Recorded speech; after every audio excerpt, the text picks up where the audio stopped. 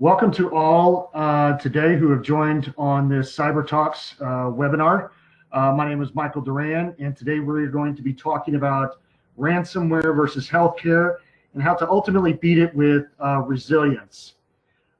Specifically in this talk today, we're going to understand the impact of ransomware in the healthcare industry, response challenges and areas to avoid before an attack, and turning response efforts into cyber resilience, more specifically, practical strategies to ensure operational recovery.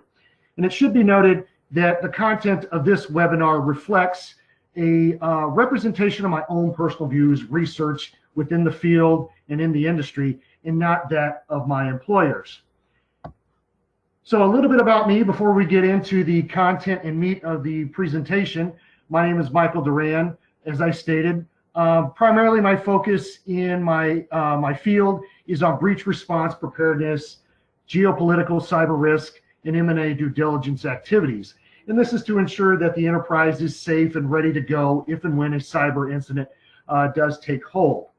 I have over 10 years experience in the cyber industry, and that breaks down into incident response, cyber technology, and digital investigations. Now, while my predominant area of expertise is in the incident response and in cyber technology field, I have taken a strong interest and a passion in the proactive side of things, in ensuring that organizations, both in the private and public sector, are prepped and ready to go by ensuring that their cybersecurity systems and incident response programs are at the top level of where they need to be. Over my career, I've earned a bachelor's and a master's in computer forensics and intelligence, and I hold numerous industry certifications that I'm very, very proud of. So we'll begin this webinar by saying it is the call. And what do I mean by the call? It is the call that every security professional and executive dreads. It's cyber criminals have accessed the entire network and encrypted all the files and databases, bringing the operations of the organization to a grinding halt.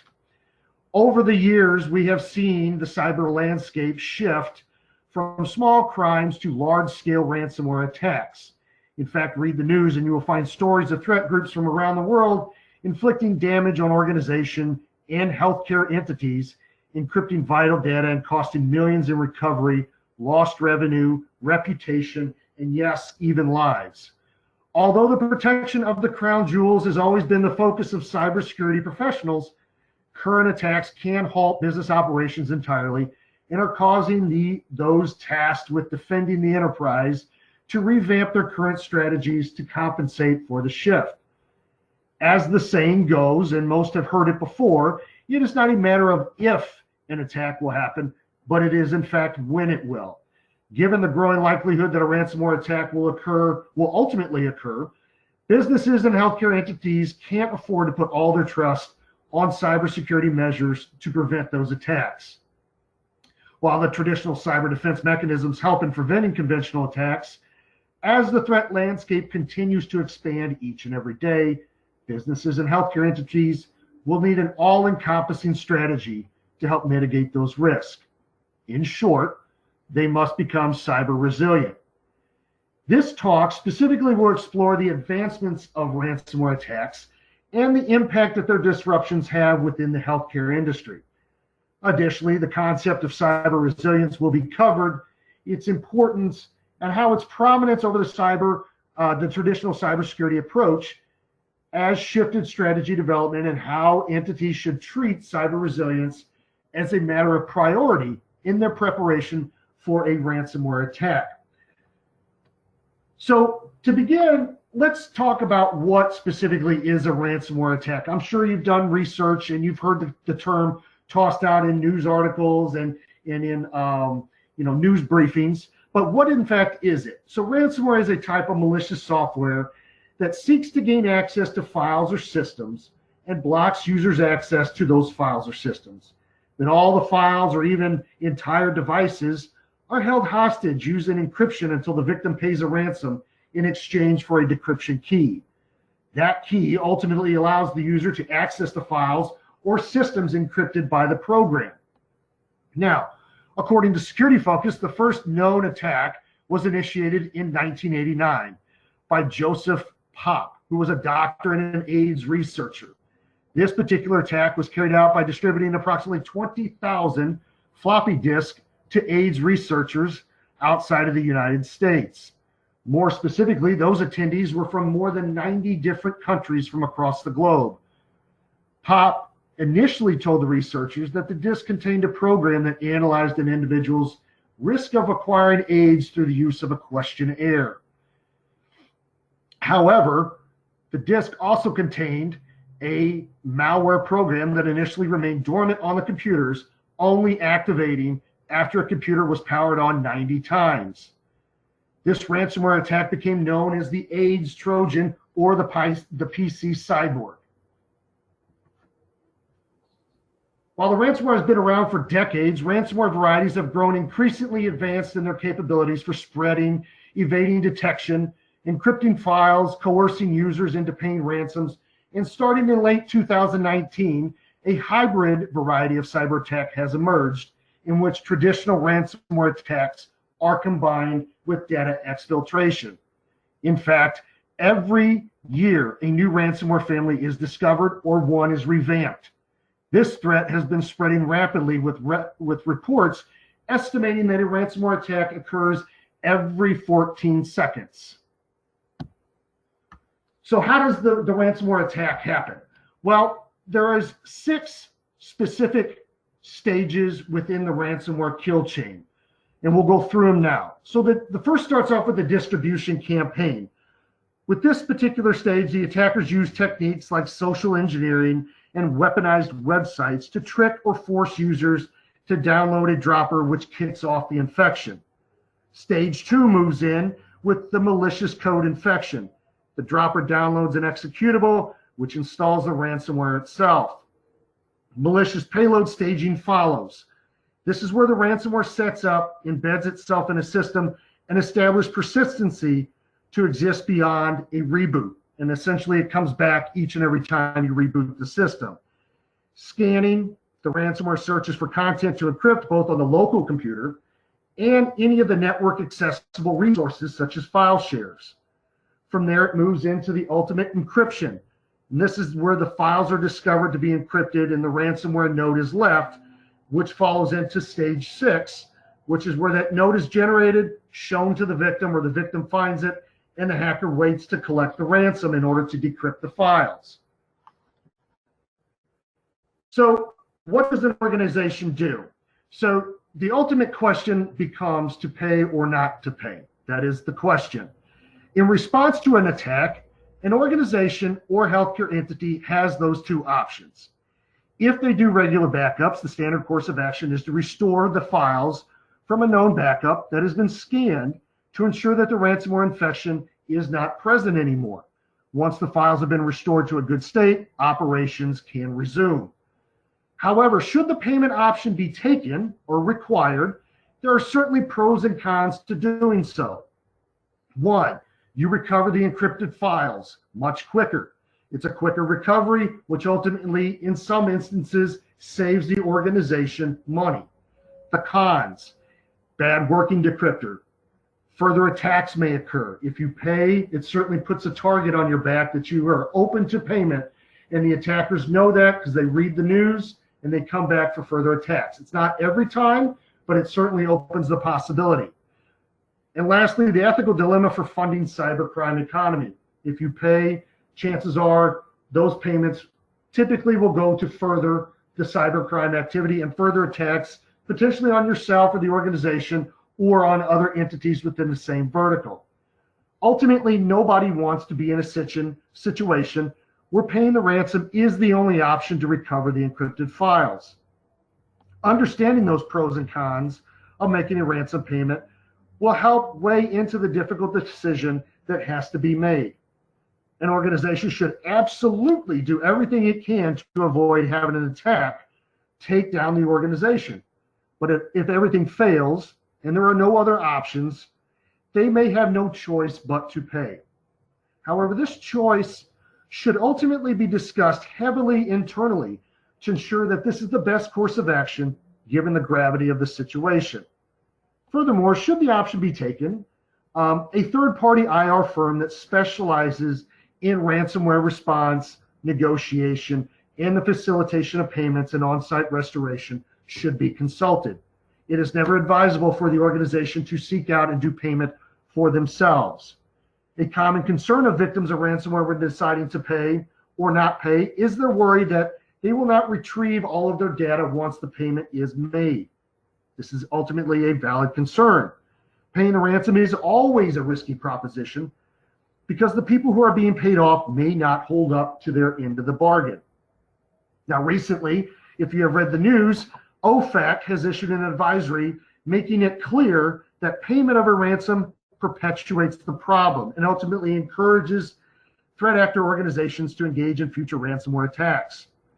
Furthermore, the advisory also states that entities that do pay ransoms enable those organizations by providing them with funds to act in opposition to national security and foreign policy interest. So despite this advisory, there will undoubtedly be those that will pay the ransom. They have no other choice. The advisory notes that we'll consider certain factors when determining the appropriate enforcement response for any violations of those regulations. So how does ransomware ultimately impact a healthcare organization? On the screen, you will see some statistical impacts relating to this impact. Now, ransomware can be damaging to every type of business. However, the impact on healthcare providers is much higher because the attack can prevent them from providing life-saving services to patients. Moreover, hospitals and health systems have more to lose than their organizations in other sectors when it comes to attacks. Patient data sells for far more money than any other kind of information on the black market. Adding insult to injury, a recent report suggests that the healthcare industry is hit significantly harder by ransomware. 88% of attacks hit hospitals. The impact on hospitals and other healthcare entities has dramatically increased amid the COVID-19 pandemic. This is according to Interpol, which has 194 member countries across the globe. Typically, ransomware attacks on healthcare entities can target the following systems and data: electronic medical records, images from CT scans, dental patient management systems, office communication applications, standard office applications such as Microsoft Word, Excel, and PowerPoint. Statistics show that ransomware attacks on the healthcare industry have become a nightmare for many providers in the past few years. This is due in large part to the sensitivity of the systems and the data held in the healthcare industry, which can easily be manipulated by the attackers. A few of the most alarming statistics are 6,649,713 patients were affected by ransomware attacks since 2016. The healthcare sector is the most targeted by ransomware at 45%, followed by the finance sector at 12%. Through the end of 2019, there were 134 publicly reported ransomware attacks against the healthcare providers, with 38 of those attacks occurring in 2019.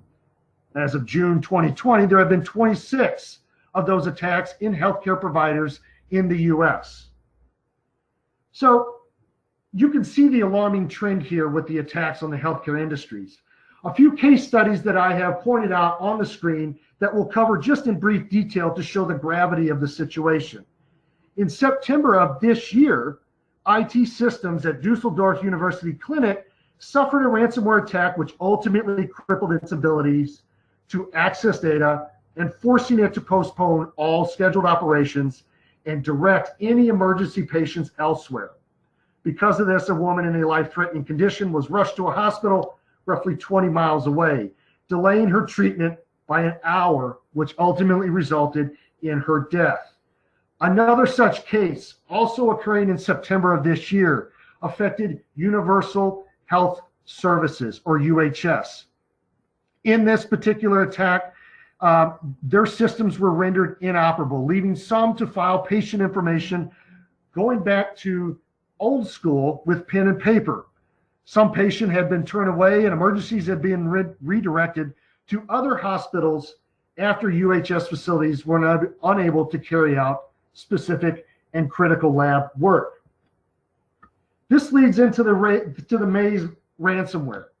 Specifically on this, while all ransomware variants pose a deep threat to the healthcare industry, the Maze ransomware has emerged as becoming more of a significant factor in recent healthcare attacks. According to Interpol, these types of attacks by Maze on healthcare have been only observed through pandemic-related phishing emails. These emails typically include a malicious link to the malware or an attachment that people download or click on, and it deploys the malware. Oddly enough, in the early stages of COVID-19, hacking groups from across the globe pledged to leave hospitals and medical organizations alone for a few weeks or until the outbreak subsided. Almost immediately after these assurances, attacks were being observed throughout the globe, some as Hammersmith Medicine's research and others. Now, Maze ransomware was first observed in May of 2019, and by November of 2019 had become more aggressive and involved in a three-pronged attack: exfiltrate, encrypt, and extort. The end result of this is the ability to hit victims with what has been described as a ransomware double whammy or double extortion. So what exactly is the double extortion? As if a ransomware attack was not bad enough, cyber criminals are starting to include a new attack in the familiar ransomware playbook.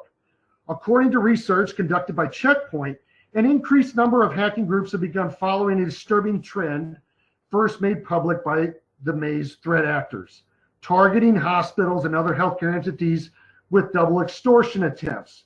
Essentially, they encrypt the data, but then threaten to release the information to the public should an additional ransom payment did not be paid. Now, there are multiple steps in this: the data exfiltration piece, the backup deletion, the encryption, the ransom demand, and the threat of publication. With double extortion attacks, the attackers could care less if the healthcare organization has available backups. In fact, the attackers spend more time researching their potential victims, attacking those that have the most sensitive information and who could be drastically impacted by a data leak. This proved to be foundational in their strategy, as the mere mention of a threat of a data leak by the attackers can in fact put more pressure on an organization to pay due to the potential economic and reputational damage that it could be caused. Beginning late last year, they began, the Maze actors that is, began notifying sites such as databreaches.net that it had exfiltrated data from known victims, big high-profile companies, organizations, and healthcare entities. Research experts warn that double extortion attacks will continue to hit ransomware victims throughout the year, particularly with more hospitals which not only collect sensitive health-related data, but also are on the front lines of the coronavirus pandemic.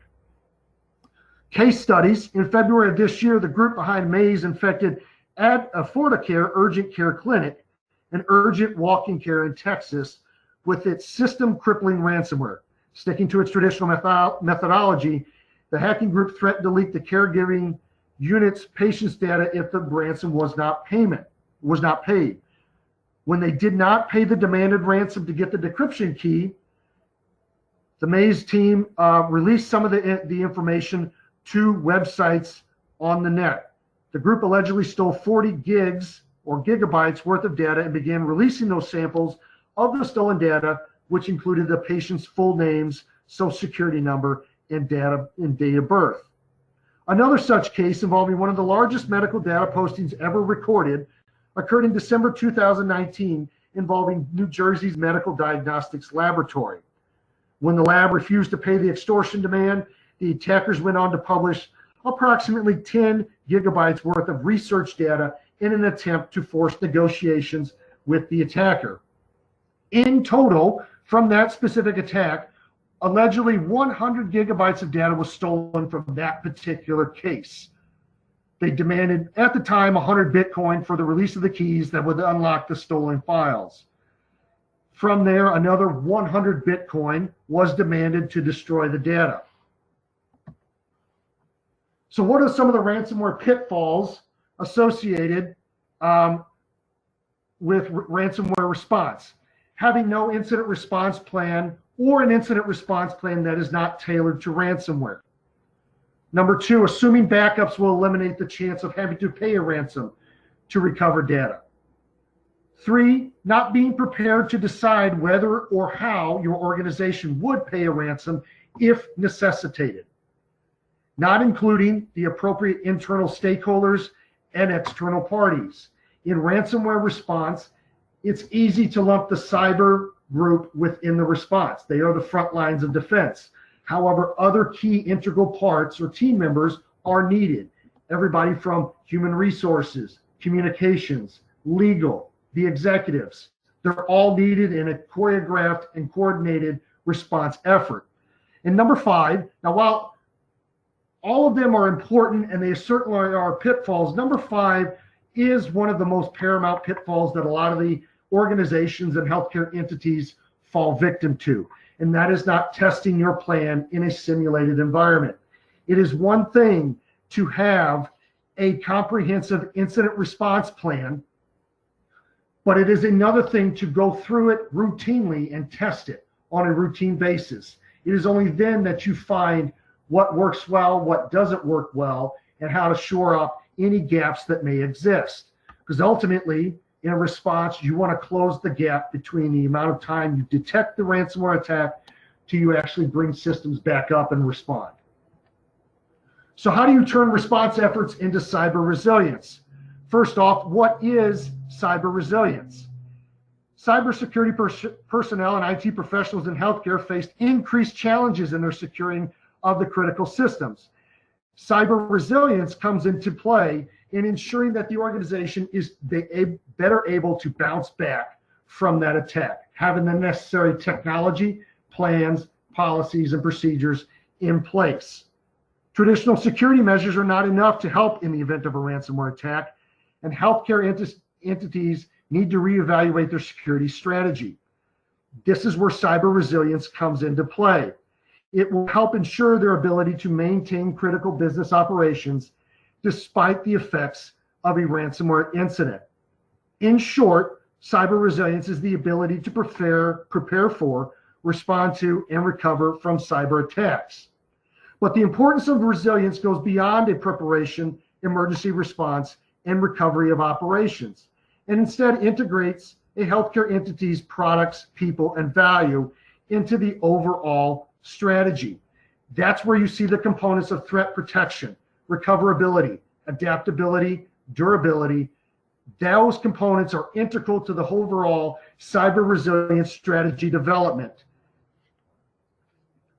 That is how you become cyber resilient. You evaluate what your organization currently has from a technological standpoint, where they stand from a procedural programmatic standpoint.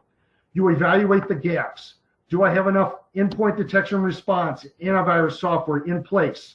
Are my incident response plans up to date? Are the contact information up to date? Are we routinely testing them? That is how we actually become more resilient, is ensuring that those components are up to date and where they need to be. So ultimately, designing this cybersecurity or cyber resilience strategy, how do you do it? So to be resilient, an organization or healthcare entity must design it. That is imperative.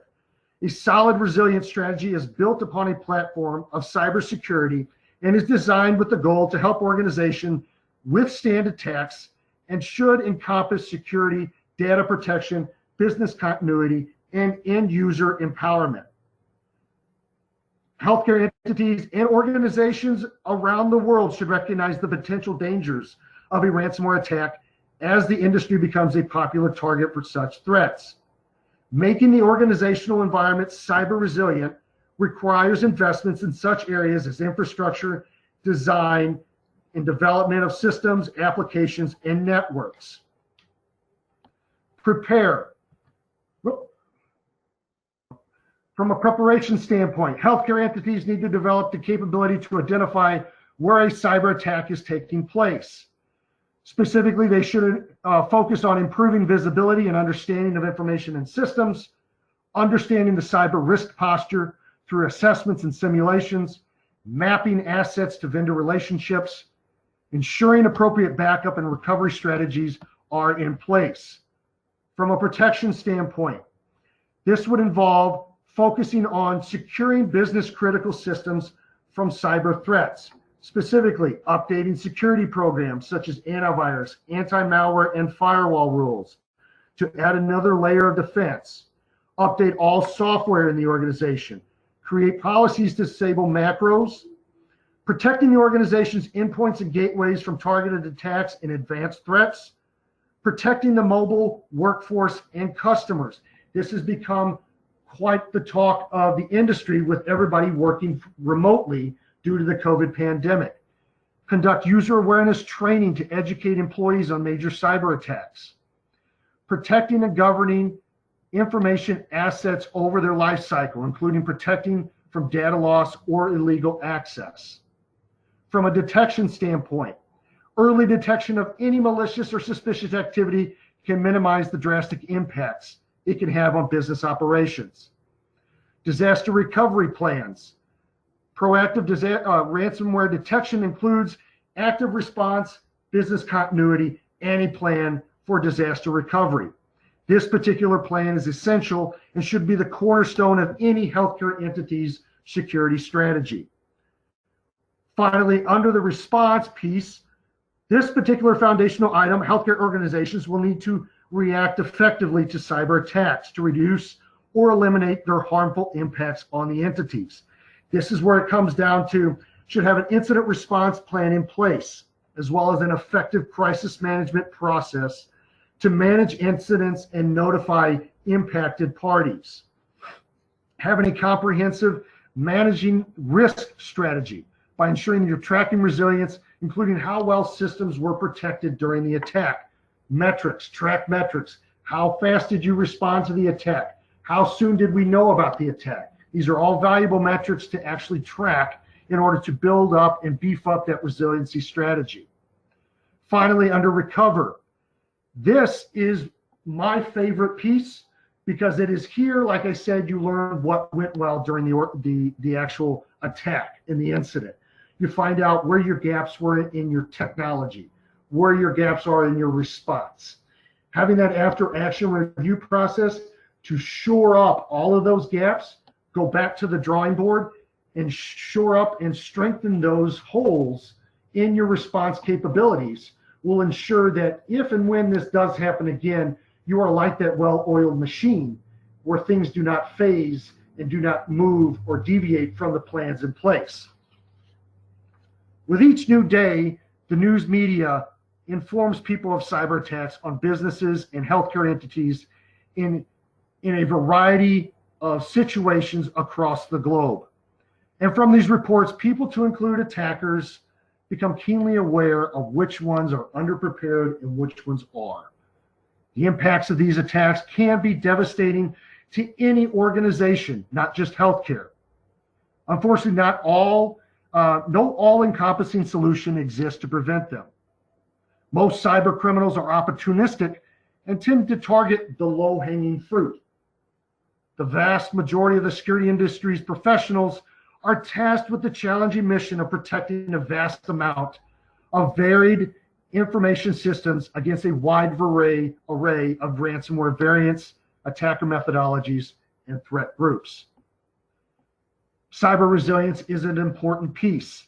It is vital to the success of a healthcare entity because it is an all-inclusive and a collaborative approach that includes everyone in the organization.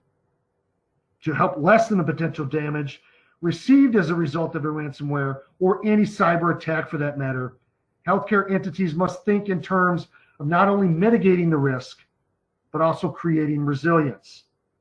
The truly resilient organization understands that the threat environment will continue to evolve, and it is imperative that they develop new intelligence, lessons learned, emerging practices, and take those assessment results and successfully integrate these approaches into their cyber resilience strategy.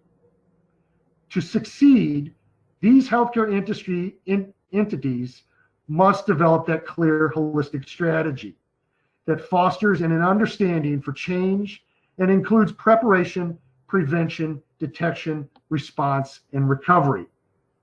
And by focusing on that cyber resiliency strategy, security professionals within the healthcare industry can better defend what is already in place, provide them with tools to prepare, prevent, respond, and recover in real time in the unfortunate event of a ransomware attack.